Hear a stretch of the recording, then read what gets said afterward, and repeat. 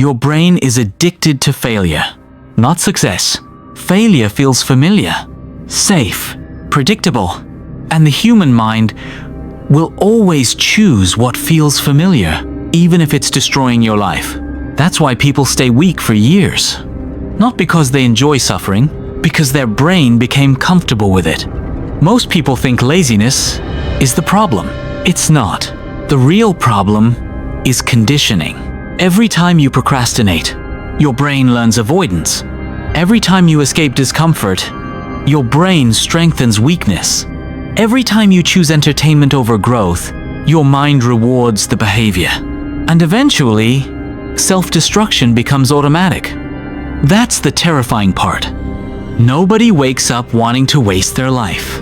It happens slowly, through repeated small decisions, ignored alarms, broken promises, constant distraction, endless scrolling, comfort, addiction. Your brain records everything, and whatever you repeat becomes identity. That's why people who constantly fail start believing they are failures. Not because it's true, because repetition rewired their mind. The human brain adapts to patterns, not goals. You can want success desperately, but if your daily actions repeat weakness, your brain will still move toward weakness. That's why motivation changes nothing. Motivation is emotional. Conditioning is neurological, and the brain will always choose conditioning over emotion. That's why people feel motivated at night, then become weak again the next morning, because their identity never changed. Their mind still sees discomfort as danger. Think about modern life. Everything trains your brain to avoid effort. Fast dopamine, short videos, notification, validation, entertainment. Your brain is constantly overstimulated, and overstimulation destroys focus. That's why people cannot sit alone quietly anymore. The moment silence appears, they grab their phone, because distraction became survival. Most people are terrified of stillness, because stillness forces confrontation. And deep down, they already know they're wasting their potential, so they escape reality instead. Again, and again, and again, until distraction becomes personality. That's why discipline feels painful now, because your brain became addicted to easy rewards. Scrolling feels easier than building. Complaining feels easier than changing.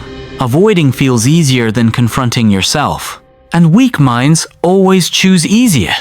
That's why mentally strong people feel rare.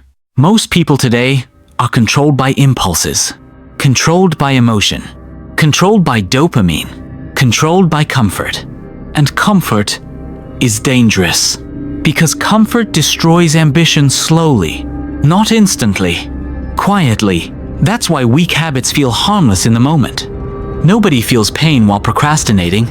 Nobody notices destruction while wasting hours online. The consequences arrive later, months later, years later, when confidence disappears, when discipline dies, when regret becomes permanent. That's how failure works. Patiently, and by the time most people realize what happened, their brain already became dependent on weakness. That's why escaping this cycle feels brutal, because you are not fighting habits anymore. You are fighting identity. Your brain wants familiar patterns, even destructive ones. That's why people sabotage themselves right when life improves. Success feels unfamiliar, and unfamiliar things feel dangerous to the mind. This is why broken people destroy opportunities. Why people quit after progress. Why people return to toxic environments. Because suffering became psychologically comfortable. Read that again? Comfort is not always happiness. Sometimes comfort is pain you got used to. And the longer you repeat weakness, the harder escape becomes. Because your nervous system adapts to it. That's why powerful people understand something most people never learn. Self-control is trained, not gifted. Mentally dangerous people were not born disciplined. They conditioned themselves differently. While weak people train their brain to escape discomfort, strong people train their brain to face it. That's the real difference. Not talent, not luck, not genetics, mental conditioning. Every difficult action strengthens the brain. Every avoided action weakens it. That means every time you wake up early, you train discipline. Every time you finish difficult work, you train focus. Every time you resist distraction, you train power. And eventually, your identity changes. That's when transformation becomes real. Not when you feel motivated, when your mind adapts to discomfort, because the strongest people are not fearless.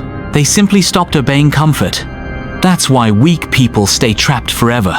They negotiate with their emotions. I don't feel ready. I'll start tomorrow. I need motivation first. Strong people move anyway. Even tired, even stressed, even unmotivated. That's why they win. Weak people obey feelings. Strong people obey standards. And standards shape destiny. Modern society trains weakness everywhere. People consume constantly, but rarely create. Scroll constantly, but rarely think. React constantly, but rarely focus. And slowly, their brain loses the ability to handle pressure. That's why anxiety rises. Attention spans collapse. Discipline disappears. The brain becomes fragile. And fragile minds cannot build powerful lives. Because success requires repeated discomfort. Silently, without instant rewards. That's the part most people cannot tolerate. They want visible progress immediately. But real transformation happens invisibly first. Your identity changes before your life changes. That's the secret. Everything external follows internal conditioning. And this is exactly why your brain keeps pulling you backward. It wants safety, but growth requires war against comfort. That's why transformation feels painful. You are literally fighting your old identity.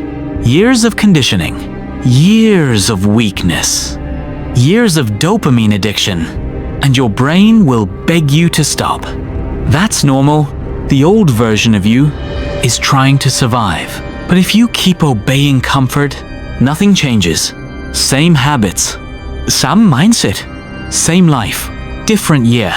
And one day, you realize your biggest enemy was never other people.